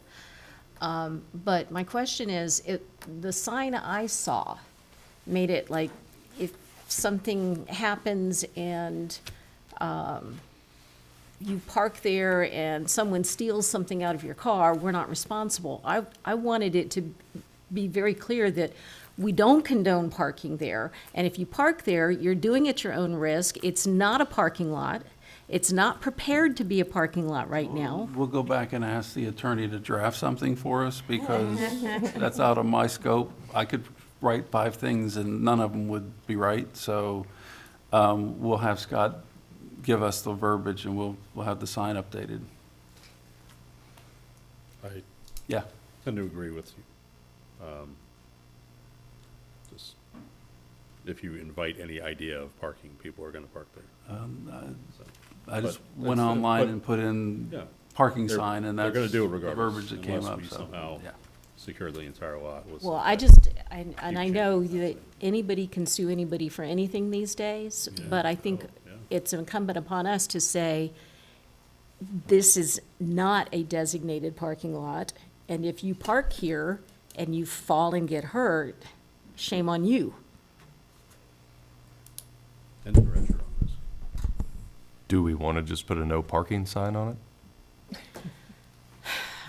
I don't know. I thought that was the purpose of buying it, was to Yes. help them Well, with their parking here's there. the thing. Not in- We have been waiting and waiting and waiting for the Village of the Arts to come and say, we have seen, we want to see this, or we want to see that, or we want to see the other thing.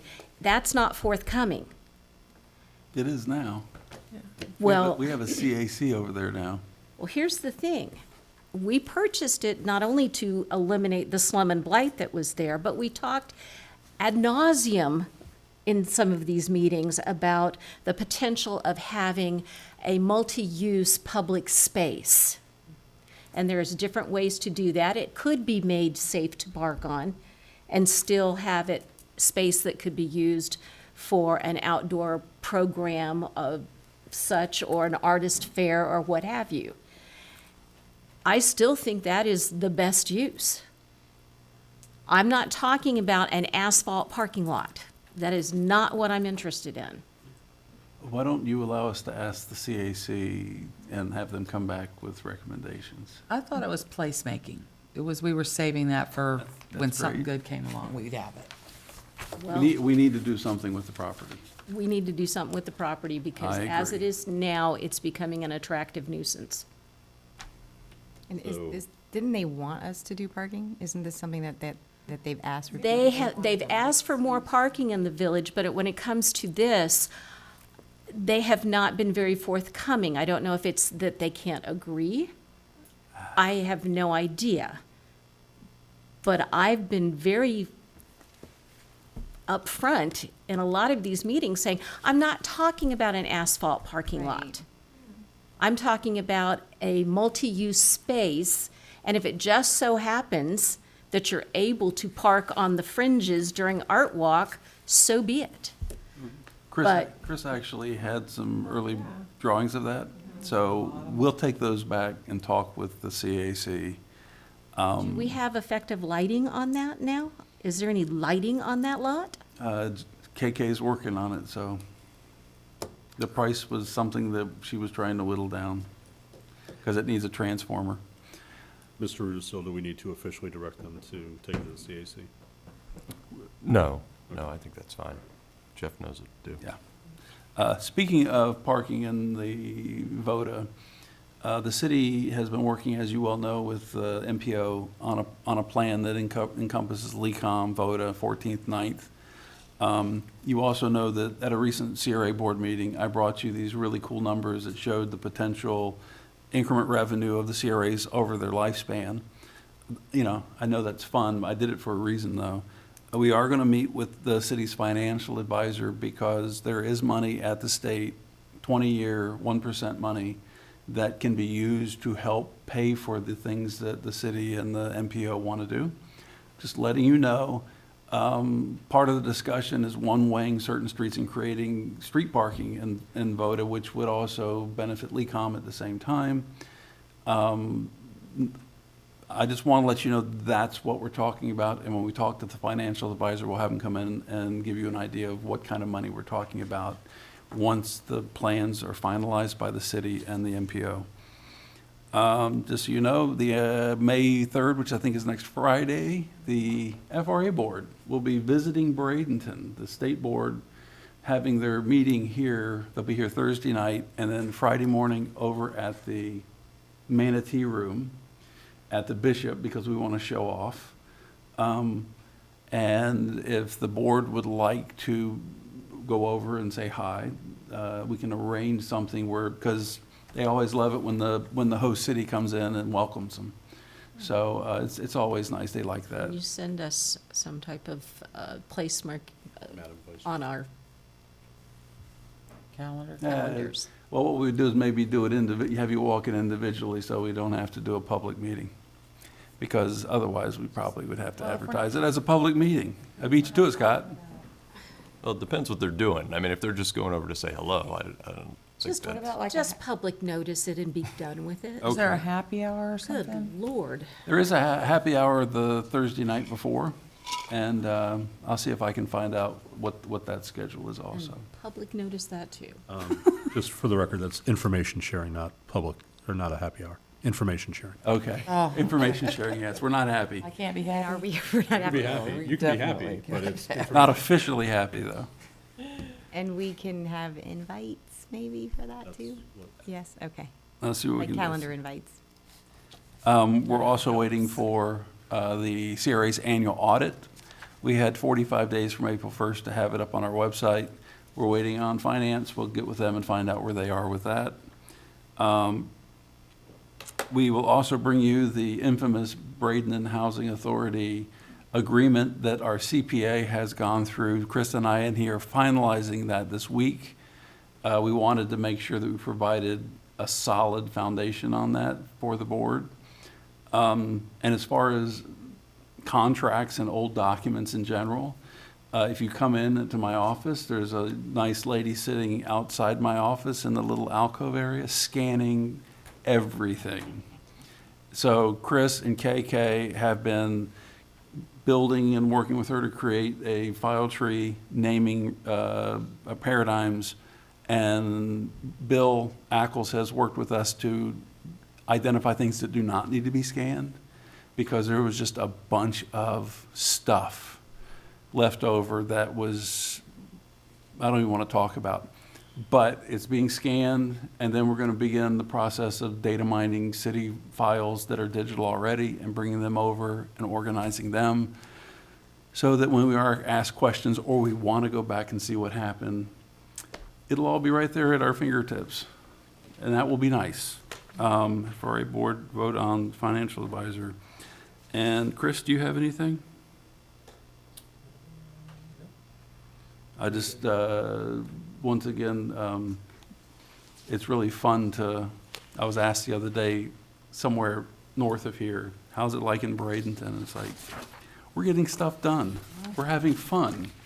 We're excited. The CAC in Central, I think, walked out of the last meeting afraid to be excited because things are happening. So, really good. For the record, every now and then, it's really no fun. Yeah. Want that on the record.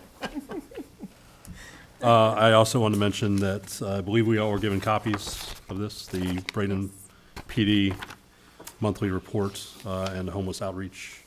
We will be getting back on from the CRA. schedule, what's his name? The officer? Yeah, he hurt his arm, and he has been indisposed, so we'll be back on that.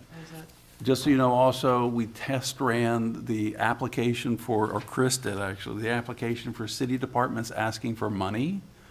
We are working through this. It worked well, but at the budget, all city departments that are asking money from the CRA will be given an application that they need to fill out. They have to give a report on what they spent the money on last year, and then they have to talk about what they're going to spend the money on this year.